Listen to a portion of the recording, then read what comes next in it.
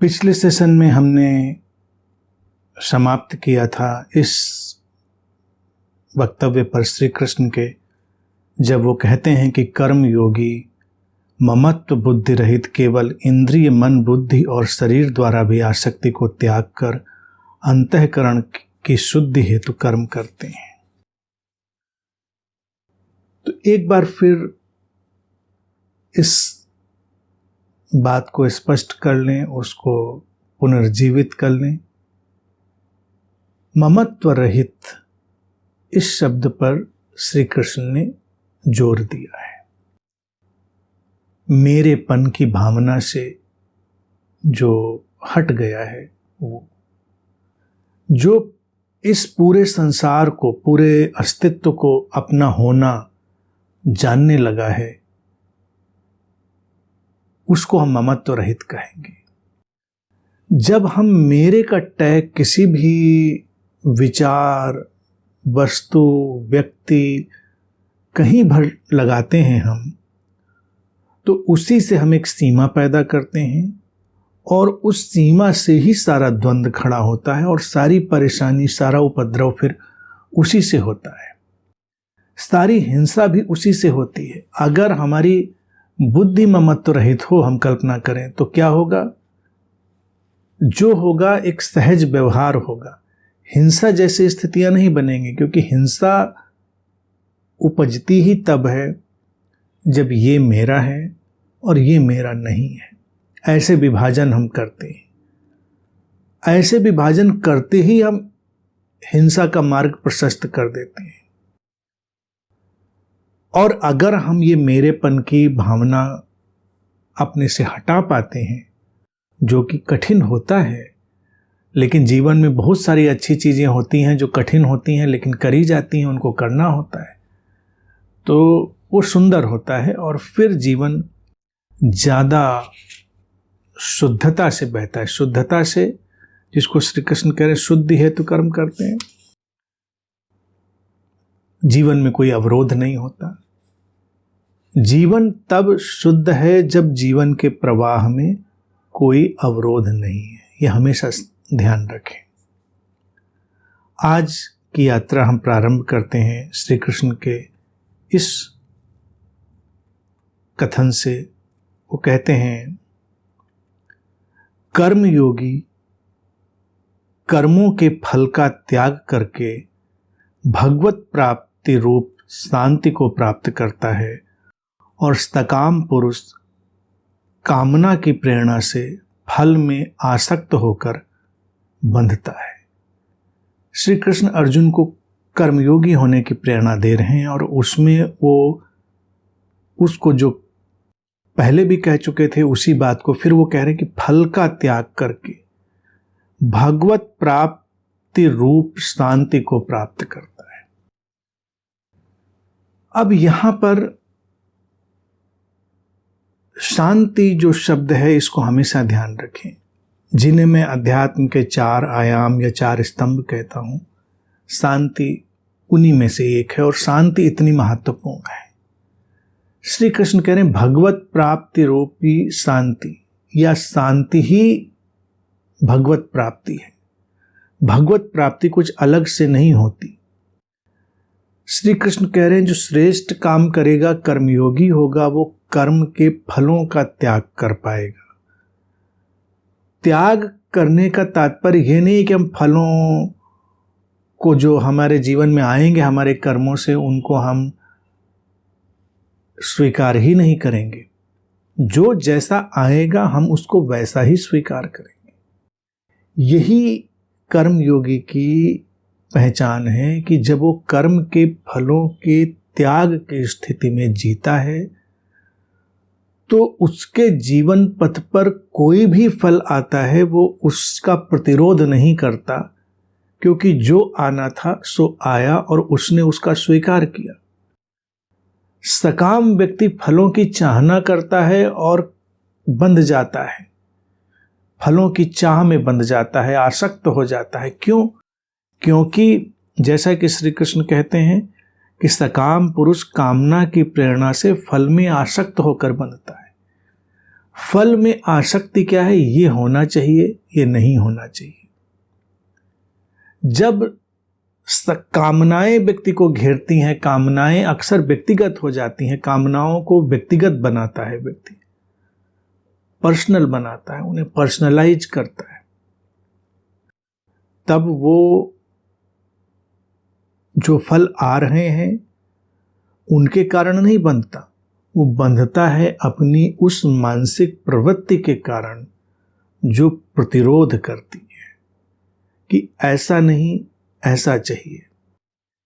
और जो कर्मयोगी है वो बस कर्मों को होने देता है, अपने माध्यम से जो कर्म घट रहे हैं उनको वो बस घटने देता है और फलों को त्याग देता है, अर्थात फलों की चाह से मुक्त हो जाता है। जैसा फल आएगा उसको पूर्णता में स्वीकार कर लेगा। ये जो पूर्ण स्वीकार है, समग्र स्वीकार है, टोटल एक्सेप्टेंस है, यही त्याग है। त्याग से लोग अक्सर भावना लेते हैं प्रतिरोध की। प्रतिरोध नहीं, यानी कि कोई रिजेक्शन नहीं कि फल आया और हम फल को लेंगे ही नहीं। नहीं, जो फल आएगा, अस्तित्व जैसा फल लाएगा, उसका पूरा स्वीकार किया जाएगा, वही होगा कर्म फल का त्याग। और उस स्थिति में क्या घटना घटेगी, श्री कृष्ण उसी का वर्णन कर रहे हैं कि शांति घटेगी। वही भगवत प्राप्ति है, भगवान को प्राप्त करना, परमात्मा को प्राप्त करना। परमात्मा कोई अलग चीज थोड़े ही है, कोई अलग सत्ता, अलग एंटिटी थोड़े ही है जिसे हमें प्राप्त करना है। शांति आई तो परमात्मा आया। और हमेशा ध्यान रखें, जब ये चार आयामों की बात कहीं होगी तो ये सब अंतर संबंधित हैं, इंटरकनेक्टेड है। एक आएगा तो पीछे पीछे और भी आ जाएंगे। शांति आएगी तो पीछे पीछे प्रेम, प्रसन्नता और समस्वरता भी आ ही जाएंगे। वो ज़्यादा देर दूर नहीं रहेंगे, अपनी अपनी मात्रा में वो सब जीवन में शामिल होंगे। जो इस तरह के परिपूर्ण स्वीकार में जी रहा है वो बंधन मुक्त है। बंधन मुक्त इसलिए है क्योंकि जो अस्तित्व लाता है वो उसको स्वीकार करता है, जो कर्म उसके माध्यम से होते हैं उनको होने देता है। बंधन कहाँ? जैसे एक जीवन की नदी बह रही है, बहती जा रही है, अपने ढंग से जहां भी उसको जाना है वो बहती हुई चली जा रही है। लेकिन सकाम व्यक्ति, जिसके भीतर कामनाएं उमड़ घुमड़ रही हैं, कामनाएं क्यों उमड़ती घुमड़ती हैं? कामनाएं उसके भीतर जो मान्यताएं चली गई हैं, उसके भीतर जो महत्वाकांक्षाएं चली गई हैं, उसके भीतर तुलना और द्वंद्व का जो जगत प्रवेश कर गया है, उससे कामनाओं का जन्म होता है। कामनाएं किसी तुलना पर, किसी प्रतिक्रिया पर, किसी अवधारणा पर, किसी स्वप्न पर खड़ी होती हैं और तब उनका एक निश्चित पैटर्न होता है कि यही चाहिए हमको। जीवन तो अपने ढंग से प्रत्युत्तर देता है, तो जब वो नहीं लाता है जैसा अपेक्षित होता है, तो जिसको कृष्ण कह रहे हैं कामनाओं से भरा हुआ व्यक्ति फिर दुखी होता है। बंधन कैसे पता चलेंगे? आसक्त होकर बंधता है तो कहीं किसी खम्भे में जाकर थोड़े बंध जाता है, किसी पशु की तरह से किसी चेन में थोड़े ही बंध जाता है, या कहीं भविष्य में जाकर बंधन में थोड़े ही पड़ता है। तत्काल बंधन ही दुख लाता है। Bondage is suffering, suffering is bondage. अगर सफरिंग है जीवन में तो ढूंढें बॉन्डेज कहां पर है, बंधन कहां पर है। दुख है जीवन में तो तलाशना पड़ेगा कि हम कहां बंधे हैं। मनुष्य का जीवन उन्मुक्त आकाश की तरह है। वो नैसर्गिक परम स्वतंत्रता से ही संचालित है, गतिमान है, चलता है, बढ़ता है, विकसित होता है, खिलता है, अपनी संभावनाओं को उपलब्ध होता है। लेकिन कामनाएं उसको बांध लेती हैं। जीवन के बहने खिलने खुलने में शांति है, शांति के पीछे प्रसन्नता है, फिर सब कुछ है। जिसको हम भगवत रूप कहते हैं वो सब कुछ है। और जब हम कामनाओं से ग्रस्त होकर फलों की प्राप्ति की ओर दौड़ते हैं तो हम बंध जाते हैं, हम दुखी हो जाते हैं। कामनाएं हमारे भीतर हम देखें डाली जाती हैं। कोई प्रतिद्वंदिता, कोई महत्वाकांक्षा डाल दी गई, कभी वो सकारात्मक रूप से, कभी नकारात्मक रूप से। कभी कोई आकर किसी व्यक्ति से कह देता है कि तुम ऐसा नहीं कर सकते हो, तो कई लोग ऐसे होते हैं ये दिखाने के लिए कि ऐसे कैसे कि मैं ऐसा नहीं कर सकता, मैं ऐसा कर सकता हूं। दौड़ पड़ते हैं उस ओर, अपना जीवन व्यर्थ करते हैं। किसी को क्या दिखाना कि हम कर सकते हैं कि नहीं कर सकते हैं। दूसरों की दृष्टि में स्वयं को सिद्ध करने की सारी भागदौड़ ही कामना की भागदौड़ है। स्वयं की दृष्टि में सिद्ध हो जाने की जो यात्रा है वही कामना मुक्ति की यात्रा है। जब हम कहते हैं कि ये सिद्ध पुरुष है तो लोगों के भीतर एक स्पिरिचुअल कॉन्स्पिरेसी के चलते, आध्यात्मिक षड्यंत्र के चलते हुए कि ऐसी बातें डाली गई कि सिद्ध पुरुष का मतलब इसके पास कुछ तो है, इसके पास अलौकिक अद्भुत शक्तियां, हवा में उड़ने की, पानी में चलने की, लोगों के अंतर्मन पढ़ने की, जो हम वर्णन पढ़ते आए हैं किताबों में, साहित्य में तो सब लिखा है। एक शरीर यहां बैठा है और एक शरीर किसी दूसरे देश में, फिर एक शरीर किसी तीसरे देश में टहल रहा है। सिद्ध का मतलब हम ऐसा ही लगाते हैं। जैसे ही हमारे कान सुनते हैं ये सिद्ध व्यक्ति है, कुछ तो अलौकिक है इसके पास। श्री कृष्ण की दृष्टि में, किसी भी बुद्ध की दृष्टि में सिद्ध कौन है? जो स्वयं सिद्ध है, स्वतः प्रमाणित है, जिसने बाहर से कुछ भी सिद्ध करने का या सिद्ध होने का प्रमाण मांगना बंद कर दिया है, जो अपने भीतर उतर गया है, स्वयं प्रमाण हो गया है। इसीलिए ये जो शांति है, ये प्रसन्नता है, ये स्वयं प्रमाण होती है। कोई दूसरा हमको थोड़े ही बताएगा। अक्सर देखो ना, भगवत प्राप्ति शब्द जब कृष्ण ने यूज किया तो शांति उसके साथ उन्होंने जोड़ दी, शांति रूपी। लोग किसी भी महात्मा के पास, गुरु के पास जाते हैं, क्या मुझे उपलब्ध हो गया? और गुरु भी कहते हैं हाँ तुम्हें उपलब्ध हो गया। तो हमको उसी क्षण वो मूर्खता नजर नहीं आती, क्योंकि जो स्वयं सिद्ध नहीं है वो असिद्ध हो ही गया। शांति स्वयं सिद्ध हमारे भीतर आई तो हम किसी से पूछने थोड़े ही जाते कि क्या मैं शांत हूं। और अगर हम पूछने चले जाएं तो समझो किसी न किसी मेंटल असाइलम का जो कमरा है वो हमारी प्रतीक्षा कर रहा होगा। अगर हम पूछने चले जाएं क्या मैं प्रसन्न हूं, क्या मैं प्रेम में हूं, क्या मेरे जीवन में समश्वरता है, सब व्यवस्थित है, कोई क्यों बताएगा? ये स्वयं सिद्ध है, स्वयं प्रमाणित है। तो सिद्ध व्यक्ति, सिद्ध पुरुष वही है जो अपने भीतर की शांति में उतर गया है, स्वयं सिद्ध हो गया है। और वो तब हो गया है जब फलों की चाह नहीं करता का मतलब ये नहीं कि वो कोई काम कर रहा है और सोचता है कि सब हम कूड़े में फेंक रहे हैं।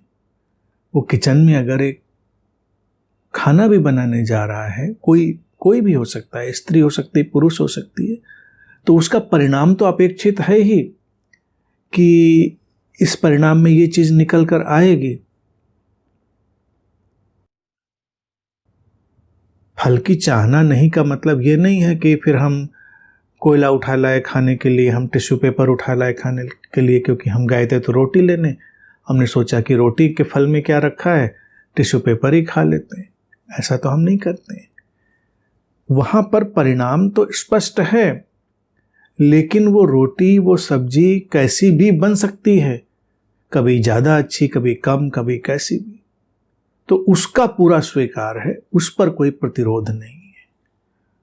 अब ये जो उदाहरण मैं दे रहा हूं, ये बड़ा छोटा और सीमित उदाहरण है, क्योंकि यहां पर कई बार हम यांत्रिक रूप से इतने फिक्स्ड हो जाते हैं कि परिणाम भी हमें दिखाई देता है ऐसा ही आएगा, तो हम उसको उस तरह से देखते हैं। लेकिन अगर भोजन में भी हम देखें, जो इतना विकास हुआ है, इतनी इतनी चीजें, हजारों हजारों चीजें मनुष्य ने खोज ली हैं,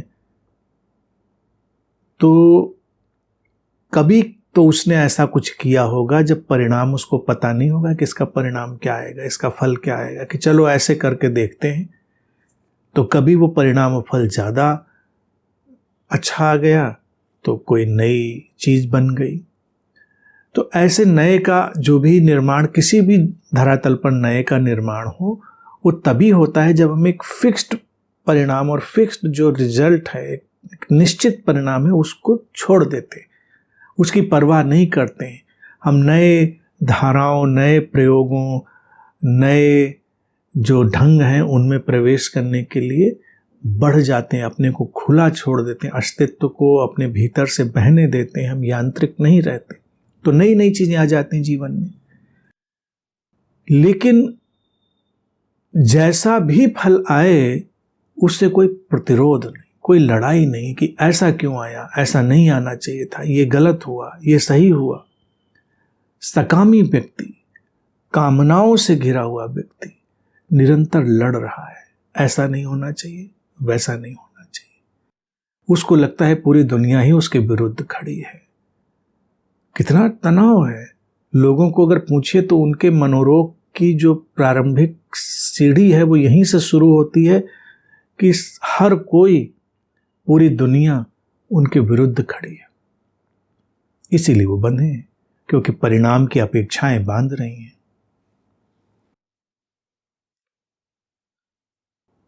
आगे श्री कृष्ण कहते हैं, अंतःकरण जिसके वश में है, ऐसा सांख्य योग का आचरण करने वाला पुरुष न करता हुआ और न करवाता हुआ ही 9 द्वार वाले शरीर रूप घर में सब कर्मों को मन से त्याग कर आनंद पूर्वक परमात्मा के स्वरूप में स्थित रहता है। बहुत सुंदर और बड़ा ही स्पष्ट कहते, अंतःकरण जिसके वश में है, वश की बात तो सभी समझ ही चुके हैं सारे लोग। अंतःकरण जब एक नदी की तरह प्रवाहमान है, बह रहा है, जिस पर बाहरी कोई भी प्रभाव अब अपना असर नहीं डालते, आते हैं बह जाते हैं। नदी में एक पत्ता फेंका, बह गया, बाहर से कोई प्रभाव आया, बह गया, टिका नहीं, तो उसका अंतःकरण वश में है। ऐसा सांख्य योग का आचरण करने वाला पुरुष यानी ज्ञानी व्यक्ति, जो भेद को जान चुका है, द्वैत अद्वैत की लीला को जो जान चुका है, न करता हुआ न करवाता हुआ 9 द्वार वाले शरीर रूप घर में सब कर्मों को मन से त्याग कर आनंद पूर्वक परमात्मा के स्वरूप में स्थित रहता है। शरीर के जो 9 द्वार, शरीर के जो उन्होंने 9 डोर्स, 9 ओपनिंग्स, 9-10 ओपनिंग्स जो भी कहीं हैं, आँख, कान, नाक और मुंह सब आप समझ लें, तो वो एक शरीर को कह रहे हैं, ये उसकी ओपनिंग्स हैं, और ये सब सेंसेस को बताने वाली चीज़ें हैं, सब सेंसरी प्रोजेक्शंस हैं। हर ओपनिंग किसी संवेदना को, किसी सेंसरी स्टिमुलेशन को सक्रिय करती है, और हम इन सारे जो ओपनिंग्स हैं अपनी इंद्रियों की, इनके जो द्वार हैं, इनसे ही इनपुट ले रहे हैं, अपने भीतर सब कुछ ले रहे हैं। और फिर हम देखते हैं इंद्रियां ही इंद्रियों में बरत रही, जैसा कि श्री कृष्ण पहले कहा है कि शरीर की अपनी जो व्यवस्था है, और शरीर मन एक साथ कहें तो ज़्यादा सुंदर होगा, शरीर मन की जो व्यवस्था है वही अपने ढंग से सब काम कर रही है, कर्मों को मन से त्याग कर, फिर वहां पर वही बात देखेंगे, कर्मों को मन से त्याग कर। त्याग शब्द पुराना है। त्याग का अर्थ कुछ छोड़ना नहीं है। त्याग का अर्थ है पूरी प्रक्रिया का पूरा स्वीकार, total acceptance of total happening. तो हुआ पूरा त्याग, मन से त्याग दिया। जब पूरे कर्मों की प्रक्रिया को पूरी तरह हमने स्वीकार किया तो जो हो रहा है सो हो रहा है। ये शरीर मन मिलकर जो आपस में अपने ढंग से जीवन को संचालित कर रहे हैं, बस वही हो रहा है। तो कहते हैं आनंद पूर्वक परमात्मा के स्वरूप में स्थित रहता है। आनंद पूर्वक वो ठहर गया, आनंद उसका स्वभाव हो गया। परमात्मा में स्थित, फिर वही बात ध्यान रखिए, परमात्मा में स्थित अर्थात उन्हीं मूलभूत बातों में स्थित, शांति में स्थित, प्रसन्नता में स्थित, प्रेम में, समस्वरता में, वही परमात्मा का मैनिफेस्टेशन है, प्रकटीकरण है। और जो पहले सुंदर बात इसमें श्री कृष्ण कहे हैं वो और सुंदर बात है कि ऐसा पुरुष न करता हुआ और न करवाता हुआ, न उसके भीतर अपने कर्ता होने का ढंग है तो वो करता हुआ भी नहीं जान पड़ता, और न करवाता हुआ कि दूसरों को कुछ करने के लिए बहुत धक्का भी नहीं दे रहा होता, न करवाता हुआ। क्या करवाएंगे?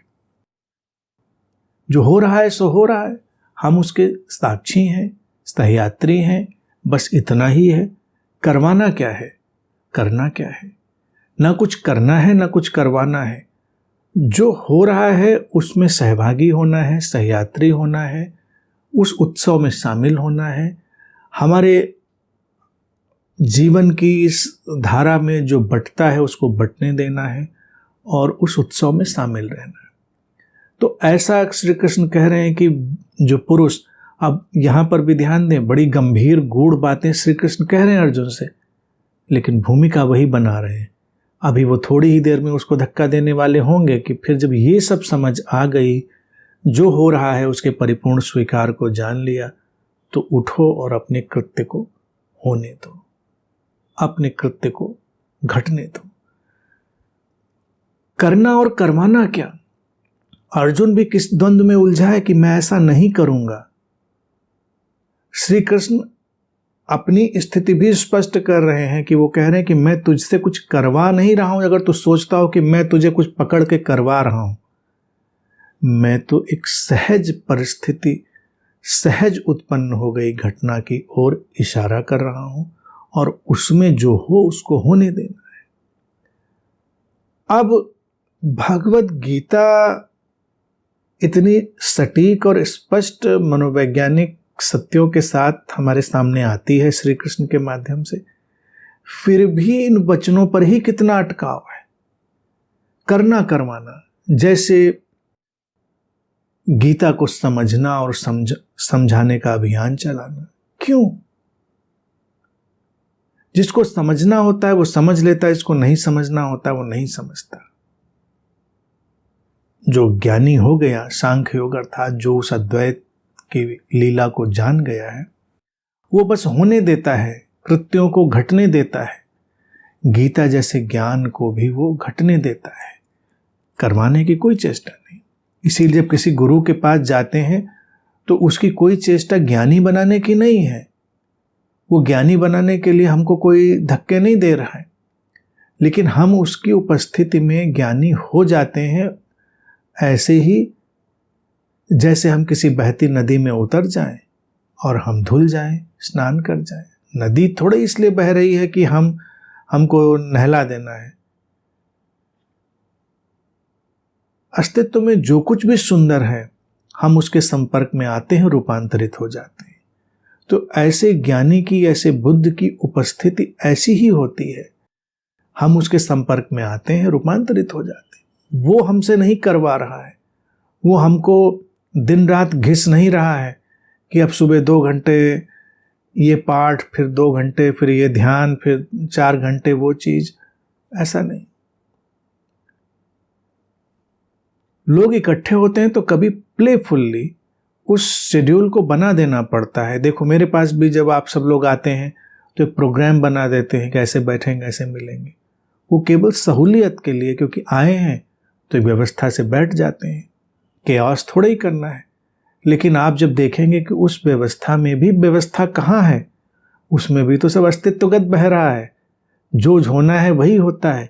जब जिसको बोलना आता है बोलता है, जब इसको मौन में होना होता है मौन में होता है। कोई करने और करवाने का दबाव नहीं। तो श्री कृष्ण कह रहे करना और करवाना ये बड़ी समस्या है, इसमें ज्ञानी व्यक्ति नहीं उलझता, वो सहजता में है। अब आगे श्री कृष्ण कहते हैं कि परमेश्वर मनुष्य के न तो कर्तापन की, न तो कर्मों की, और न कर्म फल के संयोग की रचना करता है। मनुष्य अपने स्वभाव के अनुसार ही व्यवहार करता है। बहुत ही अद्भुत और बहुत ही कमाल की बात यहाँ पर श्री कृष्ण कह रहे हैं। गीता की जो बहुत गहरी बातें हैं उनमें से एक बात कि ये जो परम सत्ता परमेश्वर अर्थात वही समग्रता, वही स्रोत, वही टोटलिटी, न तो कर्तापन की, डूअरशिप की, न कर्मों की जो हमारे एक्शंस हैं उनकी, न कर्म फल की, न कर्म फल के संयोगों की रचना करता है। मनुष्य अपने स्वभाव के अनुसार ही व्यवहार करता है। ये जो कुछ भी हम निर्मित कर रहे हैं अपने जीवन में वो हमारे स्वभाव के अनुसार ही घट रहा है। वो स्वभाव ही हमारा उसको निर्मित कर रहा है। वो हमारी जो आंतरिक पृष्ठभूमि है, शरीर मन की जो संरचना है, जिसके भी शरीर में जैसा जीन आ गया है, जिसको जैसा परिवेश मिल गया है, वो उस परिवेश और उस जीन के अनुसार ही जीवन में विकसित होता हुआ, बढ़ता हुआ आगे चला जा रहा है। करने की जो अवधारणा है वो भी मनुष्य ने ही विकसित करी है। और वो कह रहे हैं कि जो कृत्य हैं, कर्म हैं, वो भी वो कोई बना नहीं रहा है बैठ के कि यही करना है तुमको। कई बार लोग जब इस इतनी गहराई में नहीं जाते हैं तो अक्सर ये भाषा बोलते हैं ईश्वर करा रहा है, परमात्मा जो कराएगा वो हम करेंगे। हम बोल भी देते हैं इन भाषाओं को, लेकिन श्री कृष्ण कह रहे हैं जो कराया उसका मतलब ये नहीं है कि वो कुछ विशेषता है इसी चीज को कराने के लिए आगे बढ़ रहा है, तत्पर हो रहा है। ऐसा कुछ नहीं कि हम इस क्षण बोल रहे हैं तो वो हमको इसी विशेष बोलने के लिए वो अस्तित्व तैयार कर रहा है। नहीं, बोलने की घटना घटने के पीछे इस शरीर मन की संरचना, परिवेश, परिस्थितियां, न जाने कितने जो आयोजन है, धाराएं हैं जो एक दूसरे को काट रही हैं, उन सब से एक घटना बन रही है। इस बनती हुई घटना को, इस घटते हुए कर्म को हम कह सकते हैं काव्यात्मक रूप से कि उसने कराया। लेकिन उसने कराया जैसे ही हम कहते हैं तो हमको लगता है कोई तो करा रहा, यानी कि वो कराने की कोई भावदशा, कराने की कोई मनसा, कराने की कोई सत्ता किसी के पास है। और श्री कृष्ण ज्ञानी व्यक्ति के लिए भी यही बात कहे आए कि वो न करता है न करवाता है। तो जब ज्ञानी की ये दशा है कि वो न करता है न करवाता है, तो जो परम सत्ता है, जो स्रोत है, उसकी कैसे होगी कि वो कुछ करवाएगा? वो क्यों करवाएगा? करवाने में हमको यही लगता है कि कुछ जैसे उसका हमारे ऊपर अस्तित्व का विशेष ध्यान है। ये भी हमारे भ्रम का परिणाम है और व्यक्ति के पर्सनलाइजेशन का, वैयक्तिकरण का, चेतना को वैयक्तिक बना लेने का जो ढंग है, जिससे अहंकार बनता है। निर्वैयक्तिक चेतना में व्यक्ति निरअहंकार में होता है, वैयक्तिक चेतना में, पर्सनलाइजेशन में अहंकार में होता है। अहंकार हमेशा अपने को विशेष समझना चाहता है। निर्वैयक्तिकता वैशिष्ट्य में रहती है, अनूठेपन में रहती है, यूनिकनेस में रहती है, क्योंकि वो निर्वैयक्तिकता में ये प्रज्ञा शामिल होती है, ये अवेकनिंग, ये जागृति, ये समझ शामिल होती है कि जो कुछ है वो अनूठा है, अद्वितीय है, लेकिन ये मैं व्यक्तिगत रूप से कोई विशेष नहीं हूँ, ये विशेषता मेरे लिए नहीं है। अब यहीं पर छोटा सा पेच आ जाता है कि जो व्यक्ति ये भी कहता है कि ईश्वर मुझसे करा रहा है, परमात्मा, तो वो सोचता है कि ये छोटा सा काम भी ईश्वर मुझसे करा रहा है, परमात्मा मुझसे करा रहा है। मैं पानी भी पी रहा हूँ, परमात्मा करा रहा है। मैं ये पूजा कर रहा हूँ, परमात्मा करा रहा है। ये मैं व्यवसाय कर रहा हूँ, परमात्मा करा रहा है। या और भी छोटी छोटी तमाम बातें वो जब करता है तो वो ये मानकर चलने में बड़ी खुशी अनुभव करता है कि परमात्मा करा रहा है। सोचता है कि कितना मेरे ऊपर उसका फोकस है, बिल्कुल जैसे लेंस लगा के बैठा हुआ है कि चलो उठो अब चाय पियो, चलो उठो अब सो जाओ, चलो उठो अब ये करो। ये व्यक्ति भी, ये जो व्यक्ति की सोच है वो करवा रहा है, ये भी अज्ञान और जड़ता पर आधारित है, क्योंकि वो व्यक्तिगत रूप से नहीं करवा रहा है, न करता है न करवाता है। जो स्वभाव के संयोग हैं, व्यवस्थाओं के जोड़ हैं, अंतर संबंध का सारा कार्य व्यापार है, उस सब से ही क्रियाएं हो रही हैं, उस सब से ही फलों के संयोग बन रहे हैं, उस सब से ही फल आ रहे हैं, परिणाम आ रहे हैं। इसमें कोई विशेष रूप से कर या करवा नहीं रहा है, या किसी कर्म का निर्माण नहीं कर रहा है। श्री कृष्ण अस्तित्व की, व्यक्ति की समझ की, निर्वैयक्तिक चेतना की ऊंचाई की बात कर रहे हैं कि वो इतनी निर्वैयक्तिकता में, इतनी ऊंचाई पर उठा हुआ है, वहां कर्मों का कोई भी स्पंदन नहीं है। ये सब मनुष्य के स्वभाव के अनुसार ही घटित होता है। आगे कहते हैं श्री कृष्ण, सर्वव्यापी परमेश्वर न किसी के पाप कर्म को और न किसी के शुभ कर्म को ग्रहण करता है। अज्ञान के द्वारा ज्ञान ढका हुआ है, उसी से सब अज्ञानी पुरुष मोहित हो रहे हैं। अभी श्री कृष्ण इस समय जिस मनय दशा में हैं, बहुत गहरी बातें और बड़े गहरे धक्के भी दे रहे हैं। वो कह रहे हैं वो सर्वव्यापी परमेश्वर न किसी के पाप कर्म को और न किसी के शुभ कर्म को ग्रहण करता है। अज्ञान के द्वारा ज्ञान ढका हुआ है, उसी से सब अज्ञानी मनुष्य मोहित हो रहे हैं। अज्ञान जब भी कहा जाएगा तो उसको अनअवेयरनेस ही समझेंगे, एक अचेतनता समझेंगे कि जब व्यक्ति अज्ञानी है तो ऐसा नहीं कि उसके पास सूचनाएं कम हैं इसलिए वो अज्ञानी है। संभव है कि उसके पास बहुत सूचनाएं हों, लेकिन बहुत सूचनाओं का होना ज्ञान नहीं है। ज्ञान है व्यक्ति अपने अंतरतम में कितना सचेतन है, कितना नहीं है। ज्ञानी अज्ञानी का यही भेद है। परमेश्वर शब्द प्रचलित है, अर्जुन भी उस शब्द से परिचित है, वो उसको समझ सकता है, तो श्री कृष्ण उस शब्द का प्रयोग कर रहे हैं, परमेश्वर।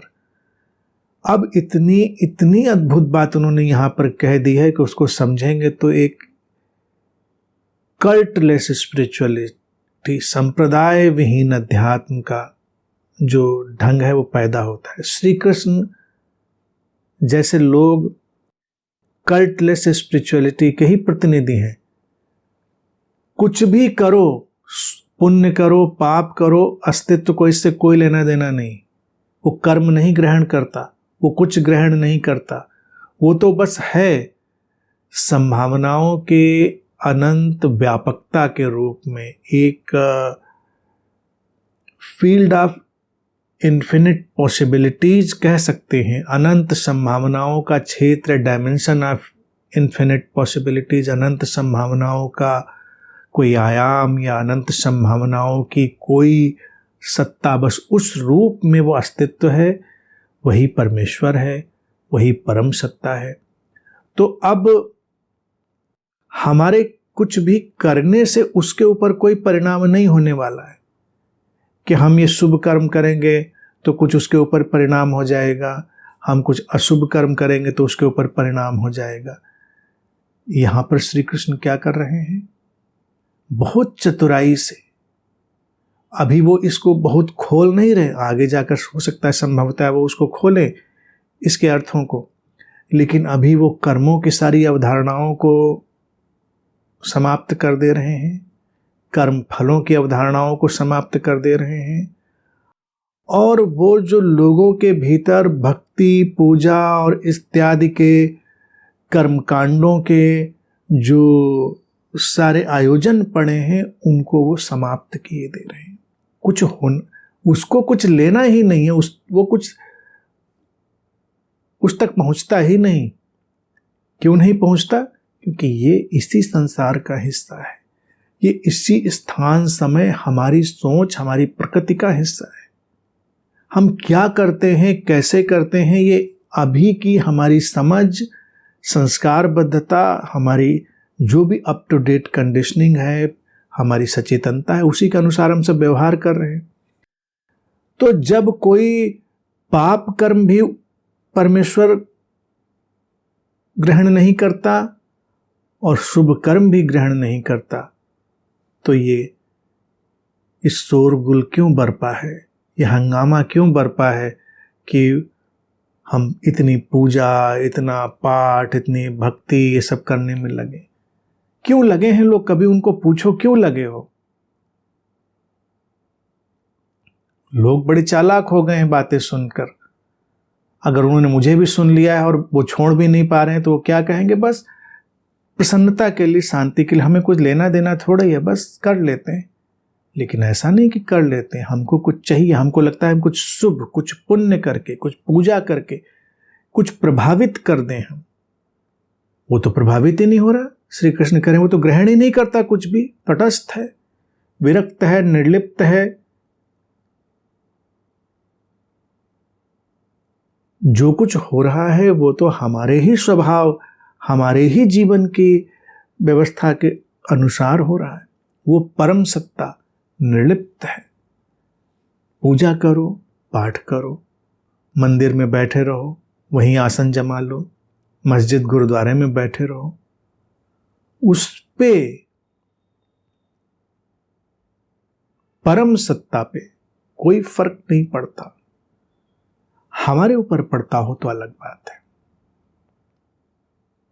इतनी अद्भुत कमाल की बात श्री कृष्ण कह रहे हैं कि उस परमेश्वर की जो अवधारणा है उसमें न पाप कर्मों से कोई लेना देना है, न शुभ कर्मों से लेना देना है। तो अब ये जो मंदिरों, मस्जिदों, गिरजों, गुरुद्वारों में लोग लाइन लगाकर खड़े रहते हैं, इनका तो काम ही बंद हो जाता है। क्योंकि कर ही रहे हैं इसलिए कुछ लेना देना हो, अब हमको लेना देना हो तब तो अंतर भी पड़ता है। व्रत रखो, रोजे रखो, भक्ति करो, क्या फर्क पड़ता है? उस पर तो कोई फर्क नहीं पड़ता। यानी कहीं कुछ ऐसा नहीं जो खुश होने वाला है, दुखी होने वाला है। अब ये रोजे व्रत रखकर अगर खुद खुश हो रहे हो तो अच्छी बात है, नहीं हो रहे हो तो बेकार हो गया, बेईमानी हो गया। वो अपने लिए है, किसी और के लिए नहीं है। अब कौन भूखों मर के खुश होता है? ऐसा तो शरीर मन अस्तित्व ने बनाया ही नहीं। कोई भी पूजा पाठ करो, कुछ भी करो, वो तो कुछ ग्रहण ही नहीं करता। तो हम अपने लिए अगर कुछ कर रहे हैं तब तो ठीक है, लेकिन ये सोच उसमें है, लेकिन अपने लिए कौन करता है? फिर जितने भी कर्मकांड हैं वो सब समाप्त हो जाते हैं। श्री कृष्ण की दृष्टि में उनकी कोई अहमियत नहीं है, क्योंकि वो न कुछ करता है न करवाता है, और इनका कोई फर्क ही नहीं पड़ता उसके ऊपर। और हम लोग क्या हैं? हम यहाँ पानी चढ़ा के सूरज पे फर्क डाल रहे हैं, उंगली में कोई पत्थर पहन के हम मंगल, सूरज, चंद्रमा, शनि, इन सब पे फर्क डाल रहे हैं। वैज्ञानिक रूप से भी देखें तो भी वही बात वैज्ञानिक भी कह रहे हैं आजकल, जो श्री कृष्ण कहते हैं कि हम पत्थर डाल लें उंगली में, शनि को इससे क्या फर्क पड़ता है? उसको तो पता भी नहीं कि कहीं धरती के किसी छोटी सी जगह पे कि छोटे से घर में बैठा व्यक्ति पत्थर डाले बैठा है, परवाह नहीं। इतना बड़ा व्यापक, ये छोटी बात अभी कह रहे हैं, श्री कृष्ण तो और व्यापक बात कह रहे हैं। तो ये सब लोगों का कार्य व्यापार बंद हो जाता है श्री कृष्ण की इस बात से, ये सब चीजें बंद हो जाती हैं। क्या करोगे, इससे कोई फर्क पड़ेगा? कोई आ जाएगा, ये हवन कर लो, इससे कुछ हो जाएगा। हवन करने से क्या हो जाएगा? कुछ शुभ हो जाएगा? वो तो न शुभ ग्रहण करता ना अशुभ ग्रहण करता। साफ साफ श्री कृष्ण गीता में कह रहे हैं। लोग घर में प्रवेश करने जा रहे हैं, हवन होगा, शुद्धिकरण होगा। अपना अंतःकरण शुद्ध नहीं किया, घर शुद्ध कर लेंगे। श्री कृष्ण तो प्रारंभ से अपने अंतःकरण को शुद्ध करने की बात कहते चले आ रहे हैं कि अपना अंतःकरण शुद्ध, जिसका अंतःकरण शुद्ध है। अंतःकरण शुद्ध किसका है? जो समझ के प्रवाह से भरा है।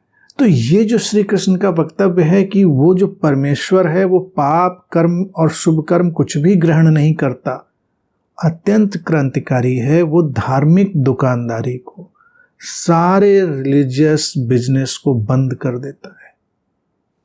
वो कुछ जब ग्रहण ही नहीं करता तो आपकी इस कवायद का मतलब क्या?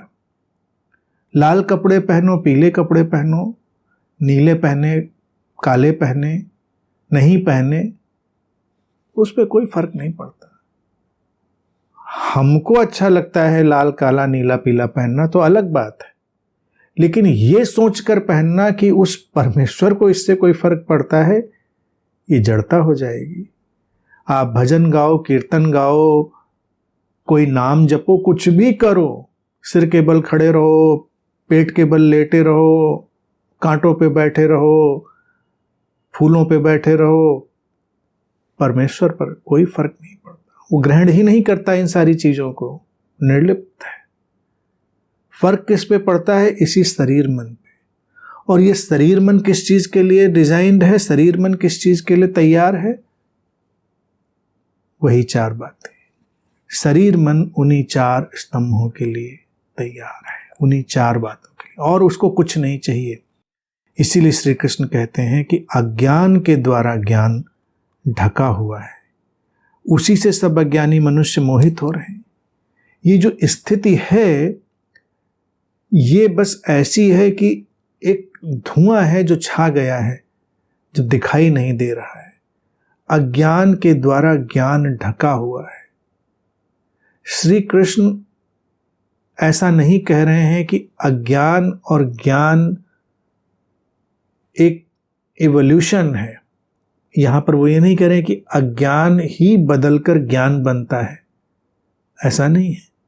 अज्ञान के द्वारा ज्ञान ढका हुआ है, यानी ज्ञान तो है ही, व्यक्ति के भीतर वो अंतर्निहित समझ, वो इंट्रिंसिक विजडम, वो उसकी जो समझने की क्षमता जो अस्तित्व ने उसको दी है, वो सब तो है ही। लेकिन ये जो अचेतनता, ये अनअवेयरनेस व्यक्ति के भीतर आ गई है, वही उस ज्ञान को ढक देती है। अज्ञान जो है वो सूचनाओं की एक संग्रहित की हुई चादर है, जिससे हम ज्ञान को ढक देते हैं और फिर उससे मोहित हो जाते हैं। अपने ही अज्ञान से ज्ञान को ढककर हम मोहित हो जाते हैं। मोहित हो जाते हैं अर्थात हम अपने ही काल्पनिक स्व, अपने ही स्यूडो सेल्फ के साथ ग्रस्त हो जाते हैं, ऑब्सेस्ड हो जाते हैं। अपनी छवियों, अपनी इमेजेस को, जिनको हमने बाहरी इनपुट से बनाया है, उनसे ग्रस्त हो जाते हैं, मोहित हो जाते हैं। ये धर्म का सारा जगत देखिए, हम जब उसमें मोहित हैं तो बाहर से ही तो बनाया है। ये देवी देवता, ये कर्मकांड, ये उठा पटक, ये साधना, ये भक्ति, ये भजन, हमने सब कुछ बनाया और फिर उसी से मोहित हो गए और हमने अपने अज्ञान से उस ज्ञान को ढक दिया कि वो विराटता, वो समग्रता बह रही है, तटस्थता में है, स्वभाव से ही सब संचालित है, इंद्रियां ही इंद्रियों में बरत रही हैं, व्यक्ति के उन्हीं गुणों के कारण ही जीवन आगे बढ़ रहा है। और ये करने करवाने की कोई एंटिटी कहीं पर ऐसी नहीं है, कोई सत्ता नहीं। परिवेश परिस्थितियां बहुत कुछ तय करती चली जाती हैं, वो ताना बाना बुनता हुआ आगे बढ़ता चला जाता है। वो जैसे जैसे आगे चलता चला जाता है व्यक्ति का विकास होता जाता है। तो श्री कृष्ण यही कह रहे हैं कि देखो ये सारी स्थिति है, तो जो तुम सोच रहे हो कि हम युद्ध में नहीं जाएंगे, बड़ा शुभ कर्म करेंगे, युद्ध में जाएंगे तो पाप कर्म करेंगे, परमेश्वर तो कुछ भी ग्रहण करने वाला नहीं है।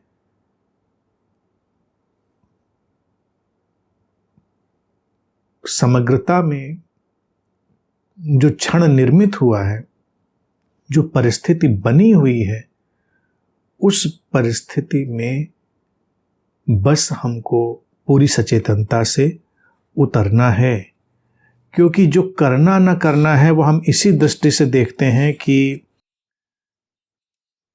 पता नहीं हम ये करेंगे तो अस्तित्व हमको कैसा परिणाम देगा, हम वो करेंगे तो अस्तित्व हमको कैसा परिणाम देगा। अस्तित्व हमको कैसा भी परिणाम नहीं देगा, परिणाम तो बनेंगे संयोगों से, घटनाक्रमों से, हमारे भीतर से जो स्वभाव का संचालन हुआ उसके ताने बाने से फलों के निर्मित होने की प्रक्रिया बनेगी और वो फल निर्मित होंगे जो आएंगे हमारे जीवन पथ पर।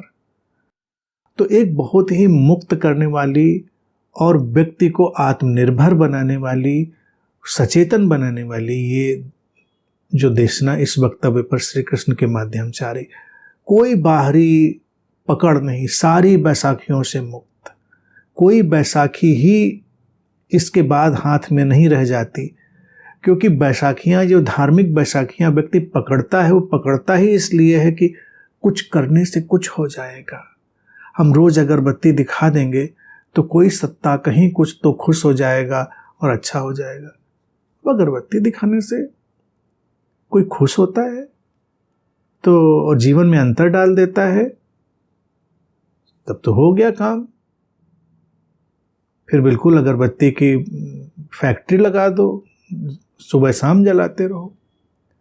हाँ, धुआं पी पी कर कुछ नुकसान हो जाए तो एक अलग बात है, सुगंध अच्छी लगती हो तो कोई बात नहीं, लेकिन इस उद्देश्य से अगर कुछ किया कि कहीं कुछ होने वाला है, मंदिर अगर इस उद्देश्य से गए, किसी भी धार्मिक जगह, किसी भी तीर्थ स्थल पे, किसी भी जगह इस वजह से गए कि ये कुछ करेंगे तो इससे कुछ उस परमेश्वर पर फर्क पड़ने वाला है,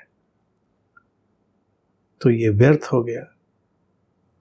कोई भी व्रत, पूजा पाठ, कर्मकांड इसलिए किया कि कहीं कोई फर्क पड़ेगा, व्यर्थ हो गया।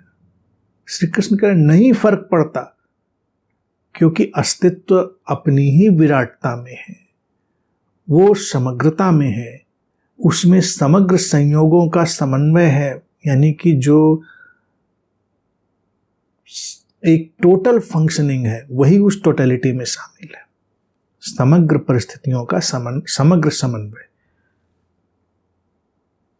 सारी बैसाखियों का अंत। अब व्यक्ति लौट आया सीधे अपने ऊपर, अपनी सचेतनता के ऊपर। अब वो जो होने देगा अपने माध्यम से, वो अपनी सचेतनता से, अपनी सचेतनता से ही अब वो तय कर पाएगा क्या होना है, क्या नहीं होना है।